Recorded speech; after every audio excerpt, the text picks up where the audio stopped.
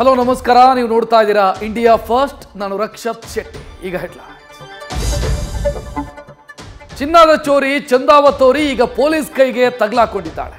ಕತ್ತಲ ಕೋಣೆಯಲ್ಲಿ ಸುಂದರಿ ಸಂಕಟಕ್ಕೆ ಸಿಲುಕಿದ್ದು ರಾನ್ಯ wrong route ಕಹಾನಿ ಮತ್ತಷ್ಟು ಬಯಲಾಗ್ತಾ ಇದೆ. ಬಂಗಾರದ ಮೋಹ, ದುಡ್ಡಿನ ದಾಹಕ್ಕೆ ಬಿದ್ದ ಈ ರೋಲ್ಡ್ ಗೋಲ್ಡ್ ಪೋರಿ ಕೇಸಲ್ಲಿ ಇಡಿ ಎಂಟ್ರಿ ಆಗೋ ಸಾಧ್ಯತೆ ಇದೆ. ಇದು ಆರದ ಒಲೆ. ಕಾಂಗ್ರೆಸ್ನಲ್ಲಿ ಸದಾ ಹೊಗೆಯಾಡೋ ಹಬೆ. ನವೆಂಬರ್ ಕ್ರಾಂತಿಗೆ ದಿನ ಹತ್ತಿರವಾಗ್ತಾ ಇದ್ದಂತೆ ಚಡಪಡಿಕೆ ಹೆಚ್ಚಾಗ್ತಾ ಇದೆ.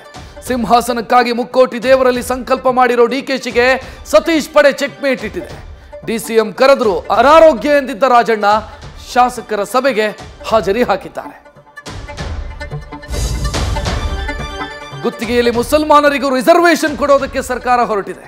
ಜಸ್ಟ್ ಮನವಿಗೆ ಸಿದ್ದು ಟೇಕ್ ಗ್ರ್ಯಾಂಡ್ ಅಂತ ಹೇಳಿದೆ. ಇದು ಓಲೈಕೆ ಅಂತ ಕೆರಳಿದ ಬಿಜೆಪಿ ಇನ್ನೊಂದು ಕಡೆ ಗ್ಯಾರಂಟಿ ಹೊಟ್ಟೆ ತುಂಬಿಸಲು ದಲಿತರ ಮೀಸಲು ನಿಧಿ ದುರ್ಬಳಕೆ ಅಂತ ಭಿಕ್ಷಾಪಾತ್ರೆ ಕೊಟ್ಟು ಪ್ರತಿಭಟನೆ ಮಾಡಿದೆ.